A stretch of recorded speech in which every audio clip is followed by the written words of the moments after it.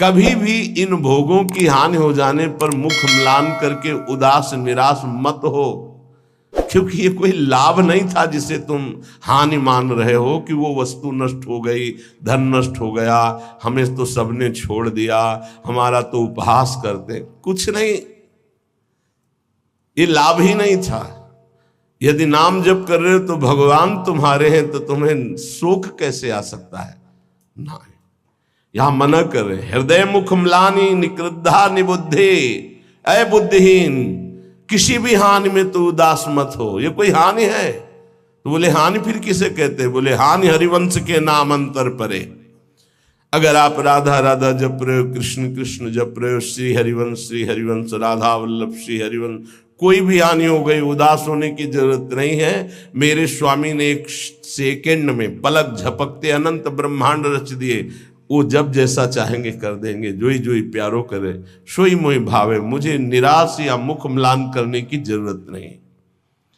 देह स्त्री वित्र पुत्रादिशु नहीं, बहुत पवित्र बात करे। देह तुम्हारी और स्त्री और पुत्र और वित्त अर्थात धन पुत्र स्त्री शरीर ये तुम्हारा न, ये नहीं है तुम्हारा।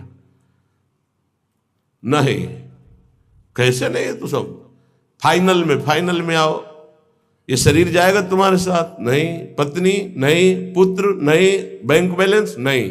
तो कहने देह स्त्री वित्त पुत्र आदेश नहीं। इसलिए मम धीर मित्र बुद्धि,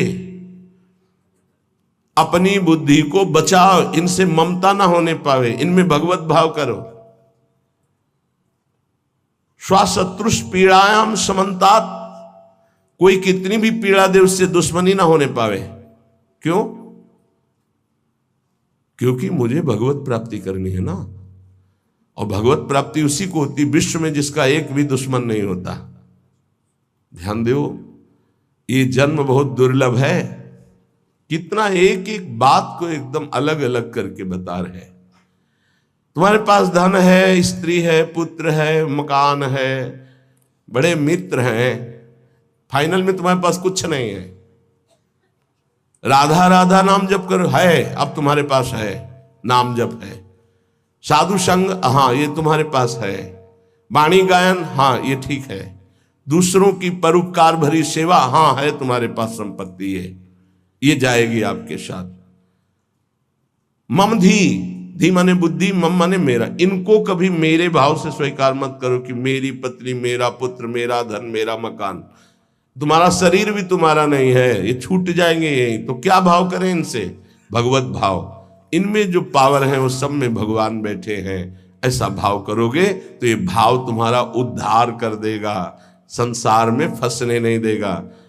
और स्वशत्रुष पीड़ायाम समन्तात, शत्रु भाव रखकर कोई हमसे कितनी भी हमें पीड़ा दे, हमको उससे शत्रु भाव नहीं होने देना, क्योंकि मुझे भगवत प्राप्ति करनी है। अगर एक से भी शत्रु भाव हो गया तो भगवत प्राप्ति में बाधा पड़ जाएगी। ये पक्की बात सब। अगर कोई तुमसे दुश्मनी करता है, यद्यपि बहुत कठिन है कि वो सामने से कटु वचन बोले, हम हाथ जोड़ के निकलना पड़ेगा, क्योंकि तुम्हें महान पद में जाना है, तो हाथ जोड़ना पड़ेगा तुम्हें। फिर और बड़े बड़े पद, और ये तो परम पद है, इसमें पूरे विश्व का वोट चाहिए। हरिवंश नाम लीन जे अजात शत्रुते सदा, प्रपंच दंभ आदि दे तहां कछु न पेखे। सेवक जी महाराज कह रहे हैं, अगर भगवत प्राप्ति करनी है तो पूरे विश्व में कोई भी एक शत्रु नहीं, शत्रु पैदा ही नहीं हुआ। अजात शत्रु भक्त होता है, उसका शत्रु ही नहीं, तो क्या उसकी दुश्मनी या कोई उससे द्वेष नहीं करता, कोई उसको गाली नहीं देता, कोई अपमान नहीं करता? नहीं होता, रोज होता है। पर उनमें भगवत भाव किया जाता है, मेरे प्रभु। क्यों? वो तो ऐसी बात कर रहा है, ऐसी चेष्टा कर रहा है, ऐसे ऐसे नहीं। 100 रूप में प्रभु आकर के, सैकड़ों रूप में प्रणाम करके सम्मान बढ़ा रहे, तो 2-4 रूप में आकर उसका बैलेंस ठीक कर रहे हैं। बड़े कृपालु हैं। अगर आपको गुस्सा आ गया तो आपने प्रणाम का भोग स्वीकार किया है, तो फिर आपका परमार्थ रुक जाएगा। क्या बात है, कितना सुंदर भजन है, कितना इनका यश है, कितनी कीर्ति। एक तो ये हुआ, और दूसरा ये हुआ गाली गलौज अपमान, ऐसी मुद्राएं जो क्रोध भरी, जो द्वेष भरी, तो ये ना जाए कि गाली गलौज करने लगे, लड़ने लगे, आपका परमार्थ रुक जाएगा। वो चाहते ही हैं माया के पार्षद कि आप थोड़ा बोलिए, आप थोड़ा लड़िए उनसे। नहीं लड़ना, क्या करना है, और हाथ जोड़ के सर झुका के निकलना है। कल कुछ प्रेमी जन आए हुए थे संत विष्णु, तो उन्होंने कहा कि यदि हमारे गुरु को कोई निंदा करता है तो फिर हम उसके साथ क्या व्यवहार करें। आप कहते सब में भगवत भाव करो, क्या उसमें भी भगवत भाव करें? तो देखो, ईमानदारी से देखो तो क्या उसमें भगवान नहीं है क्या? आप ना तो नहीं कर सकते ना। जब सर्वम खलमिदम ब्रह्म, जब वासुदेवा सर्वम, तो उसमें भी तो है। हमको क्या करना है, पहले उसमें भगवत भाव करना, अपने को सोचना है कि मेरी गुरु निष्ठा की यहाँ परीक्षा ली जा रही, मेरे गुरुदेव की अवहेलना और निंदात्मक वचन बोल करके भगवान मेरी गुरु निष्ठा की परीक्षा ले रहे हैं। जैसे पार्वती जी के पास सप्तऋषियों को भेजा था, ऐसे मेरे पास इस निंदक को भेजा है। तो निंदक को प्रणाम किया और दूरी बना लिया और अंदर से प्रसन्न रहे कि हे गुरुदेव, आपकी निष्ठा में कोई फर्क नहीं पड़ेगा, आप परीक्षा लेके देख लो। वो गुरुदेव का भेजा हुआ परीक्षक है हमारा, वो गुरुदेव का निंदक नहीं है। जैसे सप्तऋषियों को महादेव जी ने भेजा पार्वती जी के पास, अरे मुंडों की माला धारण करते, चिता की भस्म लगाते हो, इसके लिए तुम तपस्या कर रहे हो? ना उनके घर है ना द्वार है, बरगद के पेड़ के नीचे रहते हैं, अरे उदासीन रहते हैं। ऐसे दूल्हे की क्या जरूरत? दूल्हा दिलाए हम वैकुंठनाथ, जहाँ बड़े बड़े पार्षद भगवान की सेवा में लगे हुए लक्ष्मी जी चरण चाप रही। पार्वती जी को गुस्सा आया था क्या? नहीं, उन्होंने कहा कि आप बढ़िया उपदेश कर रहे हैं, माना कि महादेव अवगुण भवन, माना आपकी बात, विष्णु सकल गुण खान, ये भी माना, लेकिन जाकर मन जैसन रमे ते ही सन, हमने तो वर्ण कर लिया है भगवान शिव को, कोटि जन्म लगर हमारी बरों शंभुनता रहो को। क्या निष्ठा माता जी ने प्रकट की।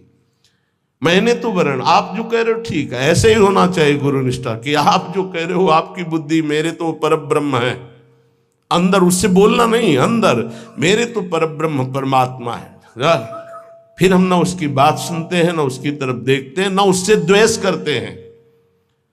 स्वाशत्रुष पीड़ायाम समन्तात सुखमती रमितानंद वृंदावनेस्तु, मैं सर्वदा सुख मगन रहूंगा, किसी से द्वेष नहीं करूंगा, किसी से अपनापन नहीं करूंगा, और वृंदावन का आश्रय लेकर प्रिया प्रीतम के प्रेम में मगन रहूंगा। जिसे प्रेम प्राप्ति करनी है, जो श्रीपाद प्रबोधानंद जी कह रहे हैं, एक बहुत बड़े महापुरुष कह रहे हैं कि नंबर 1, ये इस बात सहने के लिए निरंतर नाम जप चाहिए। जो अभी तक आपने सुना, मोक्ष कड़ुआ लगने लगे, समस्त इंद्रियों भोग नरक के समान लगने लगे, समस्त भोगों में विष दिखाई देने लगे कि ये तो पूरे तीनों शरीरों को नष्ट करने वाला है, गंदा करने वाला है। और हृदय से हमारे कि इंद्रियों का जो विलास है ये तो नरक तुल्य है ही, लेकिन सिद्धियां भी ये माया का जाल है। नहीं चाहिए मुझे कोई सिद्धि, मुझे भगवत प्रेम चाहिए। भगवत प्रेम प्राप्त करने के लिए समस्त संसार की स्त्री शरीरों में जगदम्बा बुद्धि होना अनिवार्य है, और समस्त स्थिर और चेतन जड़ चेतन में भगवत बुद्धि होना अनिवार्य है। अपना शरीर, अपनी पत्नी, अपना पुत्र, अपना धन, अपना मकान, ये अपना नहीं है, अंतिम में छूट जाएगा, ये वैराग्य बुद्धि होना अनिवार्य है। फिर भगवत भाव का प्रादुर्भाव तभी होता है जब पूरे संसार में किसी से भी हमारी दुश्मनी ना हो। अब ये सब कैसे होगा? तो बोले नंबर 1, निरंतर जो नाम जप करता हुआ मालिक से प्रार्थना करता रहता है। मालिक कौन? अपने इष्ट से, कि हे प्रभु मुझे ऐसी सामर्थ्य दो कि कोई भी विषय मुझे परास्त न कर पावे, और पूरे संसार में मेरा किसी से भी द्वेष न हो। अद्वेष्टा सर्वभूतानाम, गीता जी भी कह रही, अद्वेष्टा सर्वभूतानाम, किसी भी भूत प्राणी के प्रति हमारा द्वेष दोष भाव ना हो।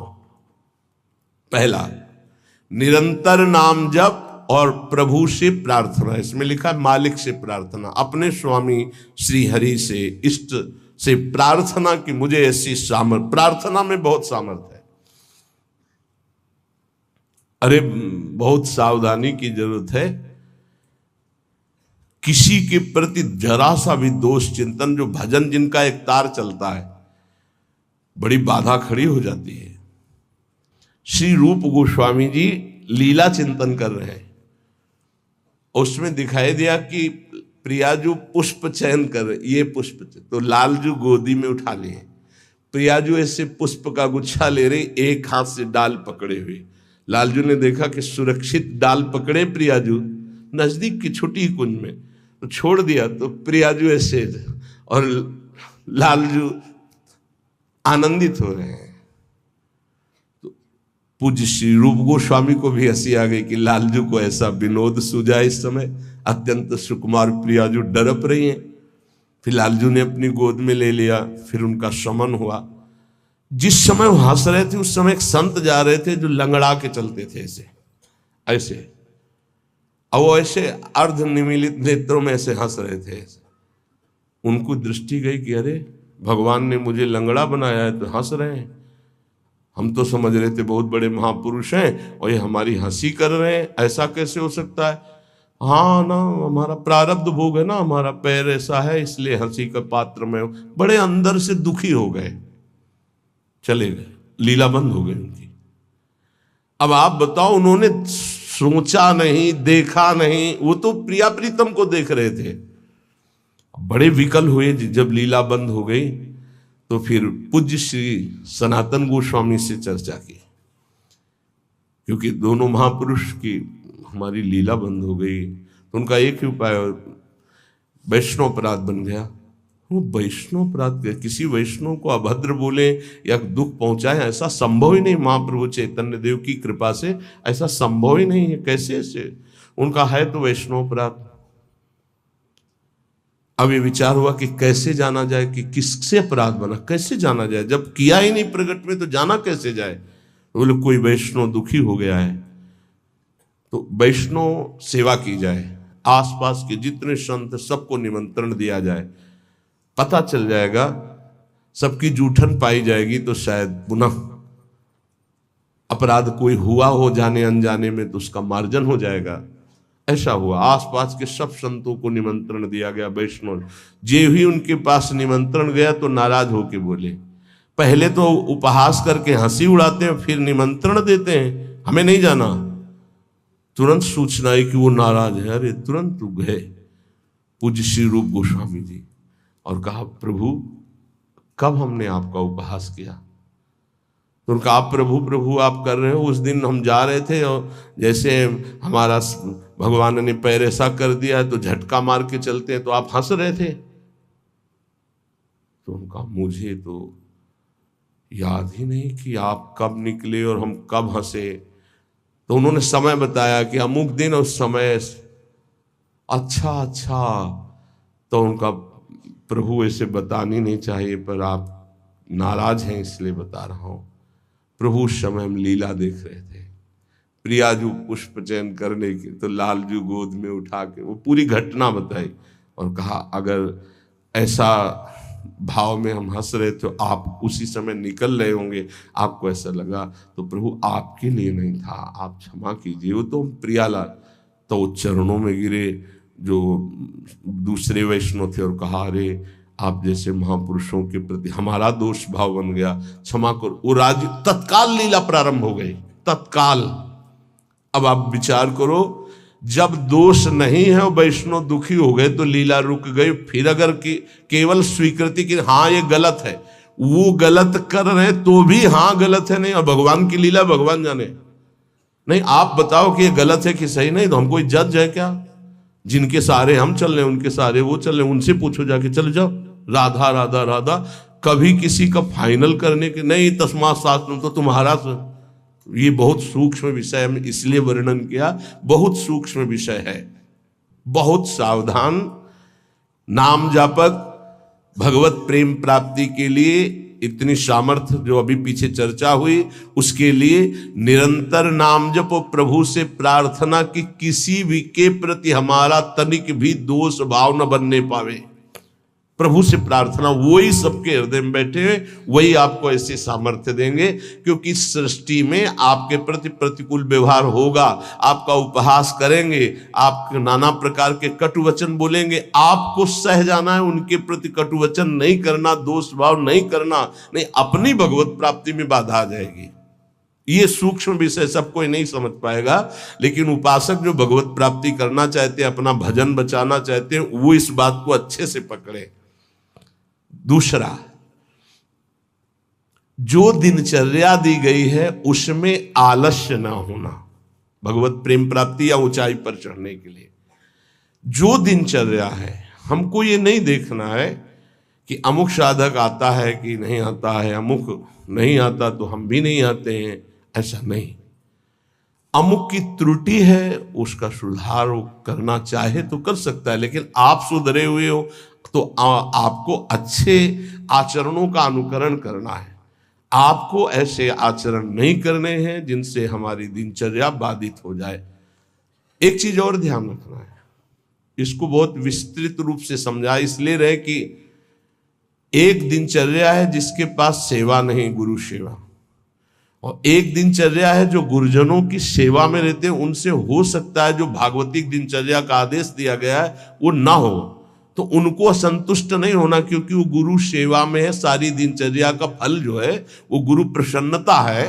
तो अगर वो गुरु सेवा में, जैसे हमारी श्री जी की भोग सेवा में है, अब प्रातः बाल भोग से लेकर के शयन तक कितने भोग श्री जी को लगते हैं, अब उनमें उनको हो कि हमारी दिनचर्या तो नहीं। अब जैसे जो और हैं सेवा में है बहुत से, कोई किसी सेवा में, कोई किसी सेवा में, अब उनकी दिनचर्या वो माला लेके नहीं बैठेंगे। थोड़ी थोड़ी देर में जो दिनचर्याएं हैं, जो सेवाएं हैं, तो उनको इस बात का पश्चाताप नहीं करना कि मेरी दिनचर्या नहीं चल रही। वो तुम्हारी दिनचर्या गुरु प्रसन्नता के अंतर्गत है, उसमें नहीं सोच। और ये नहीं सोचना कि अब हम सेवा कर रहे हैं तो हमारा वो भजन तो हो नहीं रहा जो दूसरे माला से कर रहे हैं, तो पता नहीं मेरी गति क्या होगी। ये नहीं सोच। गुरु सेवा का एक प्रताप है, ये भी ध्यान रखना। जैसे मान लो कोई शरीर के वस्त्र धो रहा है, कोई ऐसी सेवाएं कर रहा है, वो नाना प्रकार की सेवाएं हैं जिनमें उनको समय ही नहीं मिल रहा कि वो बैठ करके पद गायन करे, वो 11 माला 41 माला वो संख्या पूरी करे। अच्छा, सेवाओं में लगा है तो उसका मन लगा है। अब उसका मन कहाँ लगा है? ये वस्त्र गुरु जी का है, ये गुरु जी के लिए जल है, ये उसका चिंतन हो रहा। ध्यान मूलम गुरु मूर्ति, पूजा मूलम गुरु पदम, मंत्र मूलम गुरु वाक्य, मोक्ष मूलम गुरु कृपा। क्योंकि कई साधक ऐसे हैं जो फिर उनको पश्चाताप होगा कि दिनचर्या में बाधा पड़ रही हमारी, तो दिनचर्या की चर्चा हुई थी। नहीं, जिनको सेवा मिली हुई है उन। एक बार भगवान शंकराचार्य जी से कई शिष्यों ने कहा कि एक ये ब्रह्म सूत्र है, इसकी व्याख्या सुनना चाहते। तो उनकी शरीर सेवा में स्नान के बाद जो वस्त्र लंगोटी आदि प्रक्षालन करना है, वो त्रोटकाचार्य जी रहते थे। तो उन्होंने कहा त्रोटक को आ जाने दिए। तो उन्होंने कहा प्रभु वो तो कभी व्याकरण नहीं पढ़े, कभी शास्त्र जब गायन स्वाध्याय होता है तो कभी बैठते नहीं हो, तो शरीर सेवा में ही लगे रहते। मतलब ज्ञान की चर्चा थी ना, तो शरीर को, गुरु के शरीर को वो साधारण शरीर समझ रहे थे। उनका अच्छा ऐसी बात है, आ जाने दो उसको। जब आ गए तो बोले खड़े हो, इस ब्रह्म सूत्र की व्याख्या करके बताओ। तो जो पढ़ने लिखने से नहीं आता, गुरु कृपा से आता है। तत्काल संस्कृत का प्रादुर्भाव हुआ और वैदिक सिद्धांतों का प्रवचन, सब दंग रह गए। तो उनका गुरु की लंगोटी ढोने वाले को साधारण समझते हो क्या? साधारण नहीं होता गुरु की लंगोटी धोने वाला, वस्त्र धोने वाला। असाधारण कृपा से सौभाग्य मिलता है, असाधारण कृपा से। तो जिनकी जो दिनचर्या ऐसी है कि उनको फुर्सत ही नहीं है, तो उनको कभी नहीं सोचना कि इतने बजे इतने बजे इतने, उनकी दिनचर्या है। तो ये चीजें ध्यान रखना है उपासक को। प्रमाद में हमें दिनचर्या में बाधा नहीं पहुंचानी। प्रमाद युक्त हमारी दिनचर्या नहीं होनी चाहिए। यदि गुरु सेवा, इष्ट सेवा में हमारी जो गुरु की अन्य साधकों के प्रति बताई हुई दिनचर्या उसमें बाधा पड़ती है तो वो बाधा नहीं मानी जाएगी आपकी। दूसरा जो अभी वर्णन किया, गुरु प्रदत्त दिनचर्या में बाधा नहीं होनी चाहिए। बहुत बड़ी चीज है गुरु प्रदत्त दिनचर्या, बहुत बड़ी वस्तु है, बहुत बड़ी वस्तु। गुरु सेवा मिल गई तो लाडली जो अधीन हो गई पक्का। तीसरा, कुसंग से दूर रहना, ये बहुत जरूरी है, बहुत जरूरी है। रावण लंका में रहता था, लंका समुद्र के किनारे थी, समुद्र निर्दोष था, पर ऐसे दोषी का संग समीपता होने के कारण समुद्र को बांध लिया गया, समुद्र बांधा गया।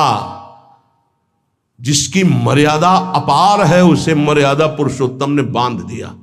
किस लिए बांधा गया था? क्योंकि रावण का पड़ोसी था। रावण का पड़ोसी होने के कारण समुद्र को बांध दिया गया। जो रही मुत्तम प्रकृति का कर सकत कुसंग, चंदन विष व्यापत नहीं लपटे रहत भुजंग। अच्छा, जब कोई गलत करता है तो वो चार से थोड़ी कहता है कि मैं गलत करता हूं, नहीं, वो सही, और कुबुद्धि को वो ही सही दिखाई देता है, गलत सही दिखाई देता है, और वो परमार्थ से भ्रष्ट हो जाता है। इसलिए कुसंग से बहुत दूर रहना चाहिए। सत्संग और कुसंग का कैसे पहचान करोगे कि हमारा कुसंग हो रहा है, हमारा सत्संग हो रहा है या कुसंग हो रहा है, कैसे पहचान करोगे? तो संतों ने कहा है, जाके संग कुमति मति उपजय करत भजन में भंग, जिससे देह भाव पुष्ट होने लगे, भगवत भाव नष्ट होने लगे, वैराग्य भाव नष्ट होने लगे, राग पुष्ट होने लगे, भजन छूटने लगे, संसार अच्छा लगने लगे, नाम छूटने लगे और ध्यान अच्छा लगने लगे। गुरु से अश्रद्धा हो जाए, भक्ति से अश्रद्धा हो जाए, ये कुसंग का फल होता है। अच्छा, कुसंग का फल जब आपके ऊपर चढ़ेगा तो आपको नहीं लगेगा मैं कुसंग कर रहा हूं, नहीं तो ठीक हो जाओगे। सामने से महापुरुषों को लगेगा कुसंग कर रहा है, और वो जब कहते हैं तो उनको चिड़चिड़ाहट होती, मैं कहां कुसंग कर रहा हूं। नहीं नहीं, क्योंकि कुमति कभी स्वीकार नहीं करती कि मैं कुमति हूं। अगर स्वीकार कर ले तो सुमति आ जाए। कुसंग से बचना चाहिए। पहला है निरंतर नाम जप करते हुए भगवान से प्रार्थना करना कि कभी किसी के प्रति हमारा दोष दर्शन न हो, शत्रुता का भाव न हो। दूसरा, गुरु प्रदत्त दिनचर्या का पालन करना, आलस्य बिल्कुल ना आने देना। तीसरा, कुसंग से बचना। और चौथा, उन ग्रंथों से, उन प्रवचनों से, उन किस्से कहानियों से, उन चित्रों से बचना चाहिए जिनसे हमारा भगवत भाव नष्ट होता है। जैसे कल एक प्रसंग में प्रश्नकर्ता कह रहे थे कि हमको उपदेश मिला है कहीं से, बस श्वासों के आने जाने पर ध्यान दो, बस इसी से परम पद मिल जाए। यार, श्वासें तो वैसे ही चल रही हैं, आने जाने के ध्यान का मतलब क्या रहा? श्वासों के आने जाने का ध्यान दो कि खाली तो नहीं जा रहे हैं। हर में राधा वल्लभ सी हरिवंश, राधा राधा राधा। जैसे कल आपसे कहा था, नाम रूप लीला धाम से हटा दे, वो कुसंग होता है। वो बेचारा, पर हमका थोड़ी श्रद्धा है हमारे प्रति। बोले श्रद्धा ही तो लाई है आपके पास। तो हमका आज से राधा राधा नाम जप कर, और प्रभु का जो रूप ध्यान में तुम्हारे प्रिय लगे, राम रूप, कृष्ण रूप, हरि रूप, जो भी, तुरंत ध्यान कर, उनके ध्यान में लग। ये बिहारी जो राधा रमन, जो राधा वल्लभ, जो साक्षात भगवत प्राप्ति के लिए ही तो विग्रह रूप धारण करके प्रकाशित हो रहे। कभी कभी जिसे हम सत्संग समझते हैं वो कुसंग बन जाता है। इसको ध्यान से सुनना। इसीलिए रोज सत्संग में घुमा के आ जाती है बात कि इष्ट मिले और मन मिले, मिले भजन रस रीति। अरे भगवान शिव नाम जप करते हैं, सनकादि नाम जप करते हैं, वो परमात्मा निराकार है, साकार है, सगुण है, निर्विशेष, पूरा का पूरा आपको समझ में आ जाएगा। फिर उनको समझाया कि गुरुदेव साकार है कि निराकार, जो उपदेश किए थे। बोले साकार है। प्रणाम करते हो? हाँ। माला पहनाते हो? हाँ। तो गुरुदेव की पूजा हुई कि नहीं? बोले हाँ हुई। तो हमका गुरुदेव मूर्त है कि अमूर्त? बोले मूर्त। तो हमका मूर्ति पूजा हुई कि नहीं? बोले हाँ हुई। तो हमको फिर काहे परेशान हो? समझे में नहीं आता है। अरे भाई बहुत संभल के शास्त्रों में जो लिखा उसको समझना के लिए बहुत पवित्र बुद्धि चाहिए। परमात्मा निराकार भी है। कैसे निराकार है? देखो आकार खंबे का इसमें है कि नहीं, और जब भावना किया प्रहलाद जी ने कि है तो निकल पड़ा ना नरसिंह रूप में, तो है ना साकार। वो निराकार रूप से सब जगह है, पुकारो तो साकार रूप होकर अभी दिखाई दे। वो साकार भी है और निराकार भी है। यहां जल है, इस वायुमंडल में जल है। देखो बोला कहां गीला हुआ, और एक मशीन है जो उसको ऑन करके रखो तो एक कमरे में 3.5 लीटर 4 लीटर पानी 4-5 घंटे में निकल जाता है, और कमरे में कहीं बूंद नहीं है। वाष्प मतलब जल है, वाणी है, वाणी का मतलब आकाश शब्द है, वायु है, अग्नि तत्व है, इन सब कुछ विराजमान है, लेकिन निराकार दिखाई दे रहा है ना। कहां दिखाई दे रहा? सब साकार रूप में आ जाता है। वही साकार है, वही निराकार, कुछ अंतर नहीं। सबके हृदय में आकार, ये देखो बाहर, और अंदर बैठा हुआ है निराकार। और पुकारो तो आकार रूप के लेके आ जाएगा। राम तो मर्यादा पुरुषोत्तम कमल नयन रूप धर करके वही आ जाए। वही रूप है, वही अरूप है, कोई अंतर नहीं। सब ज्ञान हो जाता है नाम जप से, सब ज्ञान। पर बचो ऐसे उपदेश से जिससे भजन ही न हो पावे। ऐसी ग्रंथ हैं ऐसे, जैसे भगवान श्री कृष्णचंद्र जी ने गीता जो लिखी है, आप भगवान की वाणी को अपने भावना के अनुसार समझ लिए, लेकिन संपूर्णतया तो भगवान ही समझावे तो समझ पाओगे ना। सोई जाने जे देव जनाई। निंदा स्तुति के विषय नहीं है, पर यह बात है कि पूज्य श्री स्वामी राम सुखदास जी महाराज इतनी सरल भाषा में गीता जी का स्वरूप प्रकाशित किया कि मुझे लगता है कि अपने जैसे मंद बुद्धि वालों को भी भगवान की दिव्य वाणी समझ में आए। स्वामी जी का अवतार इसी बात के लिए हुआ था, गीता जी के लिए, श्री स्वामी राम सुखदास जी, कि साधारण से साधारण आदमी गीता के गूढ़ शब्द को, राष्ट्र को जान जाए। इतना बड़ा विस्तार से अमृत दे दिया गीता जी के भाव का। और ज्ञानदेव जी महाराज, एकनाथ जी महाराज, आद्य गुरु भगवान शंकराचार्य, जो बहुत से बड़े बड़े महापुरुषों ने गीता जी की टीका, हमें लगता है वो इन महापुरुषों की टीका के बाद अब हमको और कौन सा ज्ञान जानना बाकी रहेगा। एक बार एक सेवकवाणी श्री दामोदर दास सेवक जी की, नए नए हम थे तो हमको किसी ने दिया था कि पढ़ना। महाराज जी को हमारा ये काम था गुरु जी से जांच करवाए बिना हम किसी, क्योंकि पता है कि जिस विषय के हमें तो हमारे प्रमाण लगे, तो उनका महाराज जी वाणी जी प्राप्त हुई, वो किसी और। महाराज जी ने जो देखा ऐसे वाणी ली, किसी की भी लिखी हुई है ऐसे, लो, और तुरंत ऐसे फूल में लपेटा, बोले जाओ यमुना जी पधरा के आओ। और फिर ये वाणी आजीवन के लिए वो बस्ता में बंदी, लेकिन यही ये टीका जो लिखी हुई है ये पास गुरुदेव से, इसीलिए हम जितने भी साधक अपने, हमारे गुरुदेव ने जो पास किया है अर्थ, ये पूज्य श्री आचार्य चरण का। बस कोई भी हो गुरु से जो पास, बस वही। तो ये ध्यान रखना कि महापुरुषों ने जो टीका की है वो ऐसे अर्थ नहीं लिखा है। गुरुजनों की दृष्टि बहुत पैनी होती है, अपने बच्चे को कैसे बचाते हैं। ये उन ग्रंथों का अर्थ नहीं पढ़ना, जिनको ब्रह्म प्राप्त भगवत प्रेम प्राप्त महापुरुष प्रमाणित नहीं करते, उन ग्रंथों को नहीं पढ़ना। बहुत ही भटकाव है, आपको सच्ची बता दें। वाणी जी को अपने अनुकूल करके अर्थ किया जाता है। वो महापुरुष जो क्षमता को प्राप्त है, चाहे गीता हो चाहे भागवत हो, हमारा किसी से अपनेपन वाला की बात नहीं कह रहा हूं।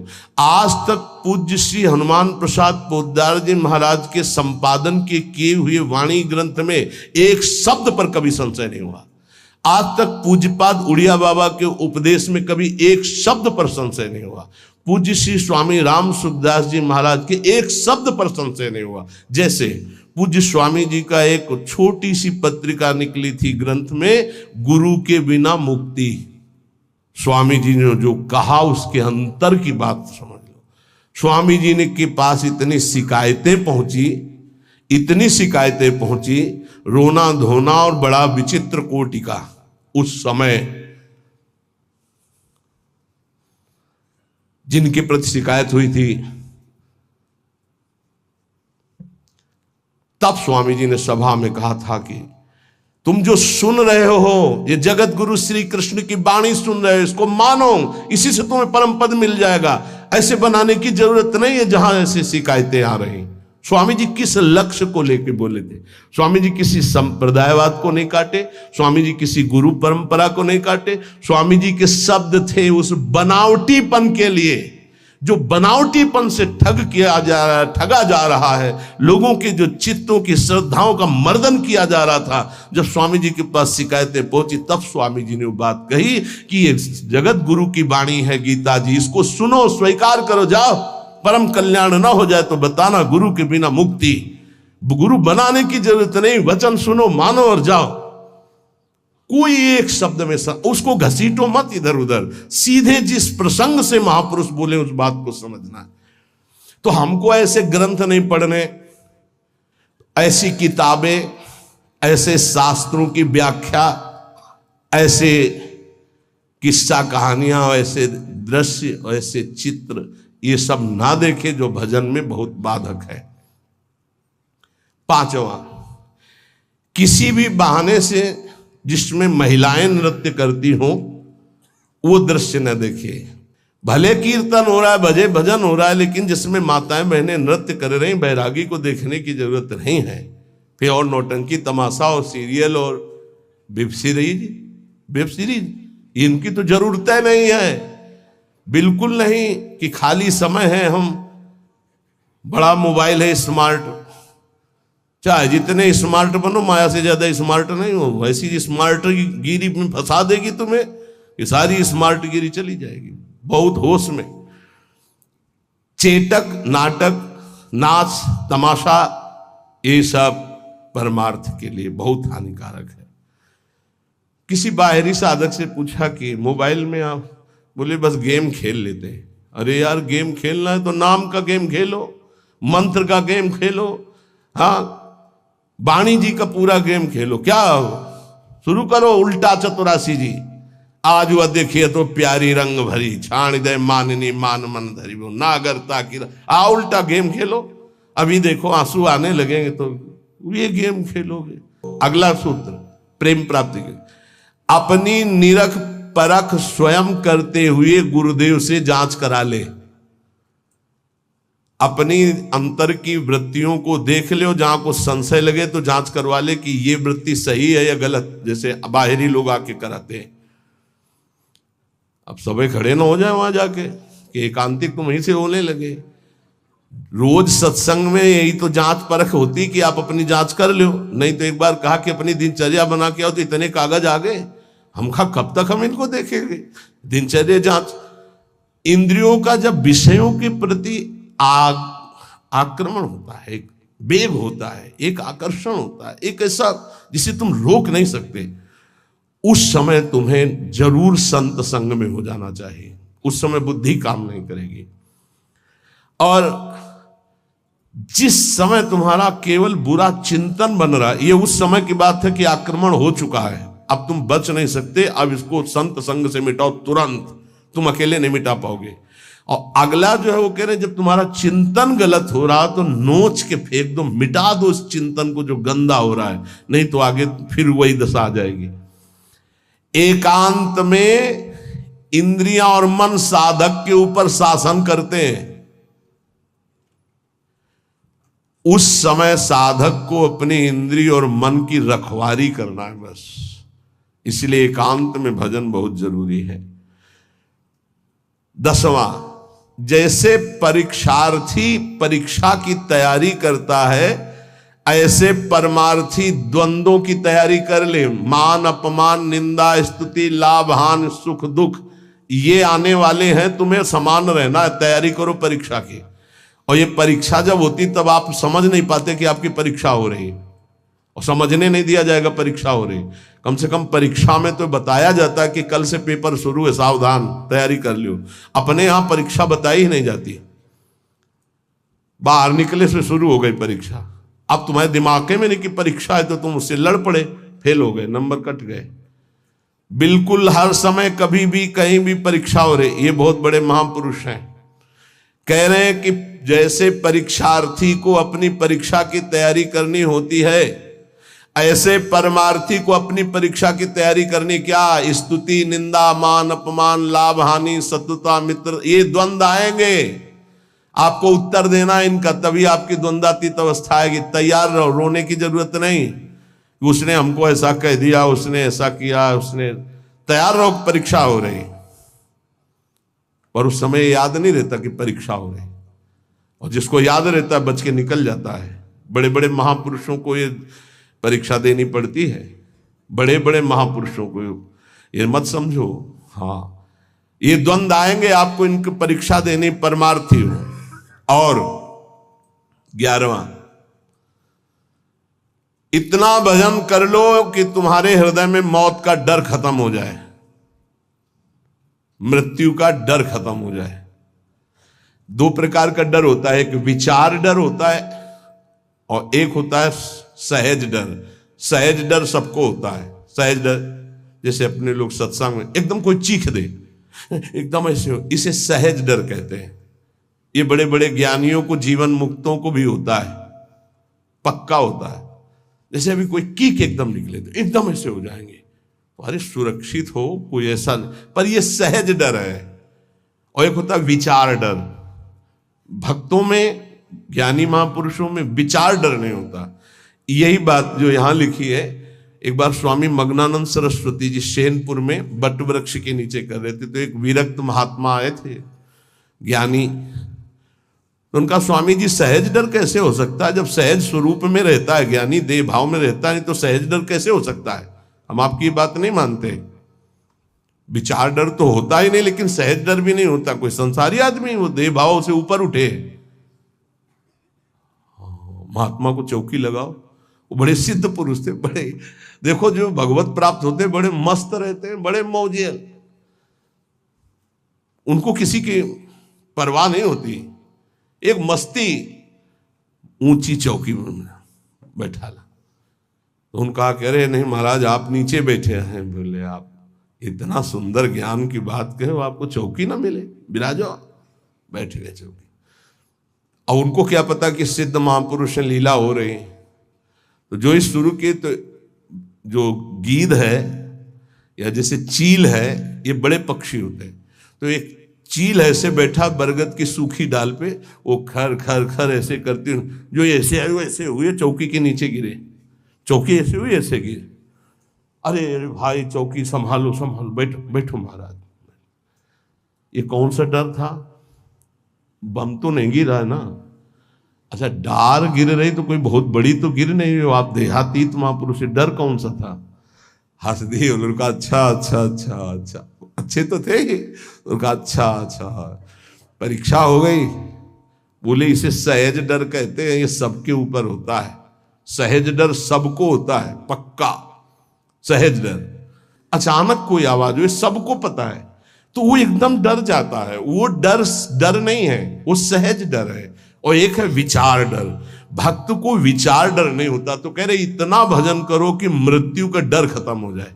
खत्म हो गया मृत्यु का डर, मरने से जो डरने का भय है वो खत्म हो जाए, तब जानो कि अब हमारा थोड़ा भजन रंग लाया है। सबसे पहले मृत्यु का भय खत्म हो। देख लो, परख लगाओ, मृत्यु का डर कैसे? अगर आज शाम तक डॉक्टर कहे कैंसर हो गया तो कैसा लगेगा? मृत्यु पर अगर विजय प्राप्त करनी है तो मृत्यु को याद रखना पड़ेगा।